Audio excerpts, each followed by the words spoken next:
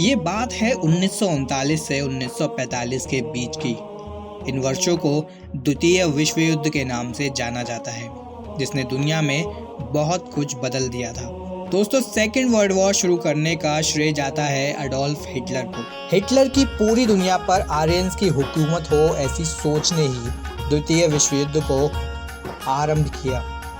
युद्ध की आड़ में हिटलर ने ऐसे भी अपराध किए जो मानवता के खिलाफ थे, जिसमें 60 लाख यहूदियों का कत्ल भी शामिल था, जो यकीनन मानवता के खिलाफ है। लेकिन दोस्तों, सच ये भी है कि अगर हिटलर नहीं होता और वर्ल्ड वॉर सेकेंड नहीं होता तो भारत की आज़ादी में कम से कम 30 साल और लग जाते।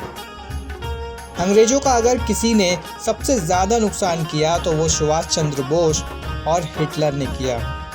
हिटलर के चलते ही सेकेंड वर्ल्ड वॉर खत्म होने के 2 साल के अंदर ही अंग्रेज भारत छोड़कर चले गए।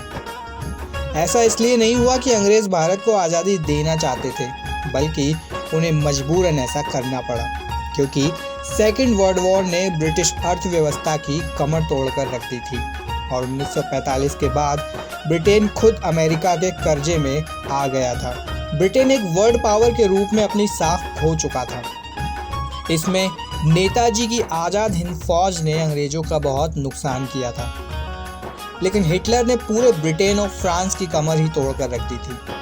हिटलर ने इतना बुरा मारा था अंग्रेजों को कि उनकी अर्थव्यवस्था पूरी तरह से तबाह हो चुकी थी। अंग्रेज न सेना रखने के काबिल रहे थे और ना ही उनके पास इतने पैसे थे कि वो दूसरे देशों में अपना शासन कायम रख सकें, जिसका नतीजा ये हुआ कि ब्रिटेन ने न सिर्फ भारत को छोड़ा, बल्कि Jordan, Sri Lanka, Malaysia, Myanmar, Palestine और बाकी देशों को भी उसे छोड़ना पड़ा। दोस्तों, ये कड़वा सच है कि अंग्रेजों के सबसे अच्छे दोस्त थे मोहनदास करमचंद गांधी।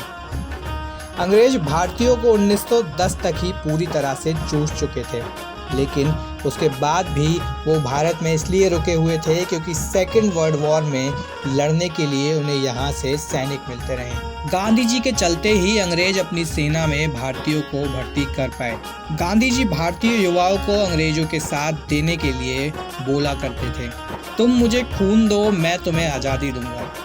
खून भी 1-2 बूंद नहीं, बल्कि इतना कि खून का महासागर बन जाए और उस महासागर में मैं ब्रिटिश साम्राज्य को डुबाकर खत्म कर दूंगा।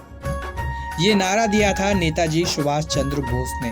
1938 में गांधी जी ने कांग्रेस अध्यक्ष पद के लिए नेताजी को चुना था, लेकिन गांधी जी को नेताजी के काम करने का तरीका पसंद नहीं आया। इस दौरान यूरोप में सेकेंड वर्ल्ड वॉर के बादल छा चुके थे। नेताजी चाहते थे कि ब्रिटेन की इस परेशानी का लाभ उठाकर स्वतंत्रता अभियान और तेज किया जाए।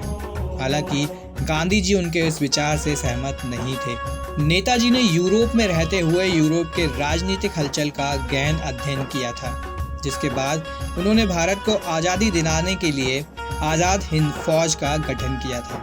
यूरोप में वो इटली के नेता बेनिटो मुसोलिनी से मिले, बर्लिन में जर्मनी के तानाशाह हिटलर से मुलाकात की और भारत को स्वतंत्रता दिलाने के लिए जर्मनी और जापान से सहायता भी मांगी। सेकेंड वर्ल्ड वॉर के दौरान जापानी लीडर्स ने एक योजना बनाई, जिसका मकसद था अमेरिका और ब्रिटेन के बीच चल रही लड़ाई को तेजी से नतीजे तक पहुंचाना और भारत को अंग्रेजों से मुक्त कराना। उस समय जापान के प्रधानमंत्री हिडेकी टोजो ने जापान की संसद में भाषण देते हुए कई बार भारत का जिक्र किया था। भारतीयों से उनका कहना था कि भारतीय इस युद्ध का लाभ उठाएं, अंग्रेजों से आज़ादी पाएं और खुद के लिए एक देश की स्थापना करें। 1947 में सत्ता का हस्तांतरण अंग्रेजों से भारतीय कांग्रेस के पास चला गया, जिसके बाद कांग्रेस इतिहासकारों ने ये धारणा फैलाई कि भारत को आज़ादी गांधी जी के अहिंसावादी आंदोलनों से मिली। असल में दोस्तों, सच्चाई ये है कि ना हिटलर होता, ना सेकेंड वर्ल्ड वॉर होता और ना ही कोई आज़ादी होती। गांधी जी के तरीकों से आज़ादी मिल तो जाती, लेकिन इस सब में करीब 30 साल और लग जाते। वास्तव में 1930 के दशक से गांधी जी की लोकप्रियता कम होती जा रही थी। 1920 के गांधी जी के असहयोग आंदोलन के वापस लिए जाने के बाद से गांधी जी और आंदोलनों में लोगों में वैसा उत्साह नहीं रहा था। अंत में कांग्रेस और गांधी जी ने भारत छोड़ो आंदोलन शुरू किया, करो या मरो नारे के साथ। 1938 में नेताजी सुभाष चंद्र बोस ने यह प्रस्ताव रख दिया था क्योंकि यूरोप उस समय राजनीतिक असंतुलन से गुजर रहा था और युद्ध के बादल छाए हुए थे और यही सही मौका था आज़ादी लेने का। हालांकि अंग्रेजी हुकूमत ने टॉप कांग्रेस लीडर्स को गिरफ्तार करके जेल में डाल दिया, जिसके चलते आंदोलन कमज़ोर पड़ गया और कुछ ही महीनों में ख़त्म भी हो गया। लेकिन नेताजी सुभाष चंद्र बोस नहीं रुके और जापान की सहायता से युद्ध को जारी रखा। उस समय ब्रिटिश इंडियन आर्मी में बगावत के सुर उठने लगे थे क्योंकि अंग्रेज भारतीयों से लड़ने के लिए भारतीय सैनिकों का ही प्रयोग किया करते थे। वफादार सैनिकों के बिना अंग्रेजों को भारत में शासन करना मुश्किल हो गया था क्योंकि अंग्रेजों के पास इतने अंग्रेजी सैनिक नहीं थे जिनकी मदद से वो राष्ट्रीय आंदोलन को दबा सकें, जिसके चलते अंग्रेजों को ये लगने लगा था कि बड़ी मात्रा में अब भारत में अंग्रेजों का कत्लेआम हो सकता है। इसलिए उन्होंने सत्ता हस्तांतरण में इतनी जल्दी दिखाई। ये सब सेकेंड वर्ल्ड वॉर का ही कमाल था जिसने ब्रिटेन की कमर को तोड़ दिया था और ये सेकेंड वर्ल्ड वॉर हिटलर के चलते ही हुआ था। तो दोस्तों, ये था हमारा वीडियो कि भारत को आज़ादी मिलने के पीछे के क्या कारण थे और किन लोगों का उसमें क्या योगदान था। आशा करते हैं कि वीडियो आपको पसंद आया होगा।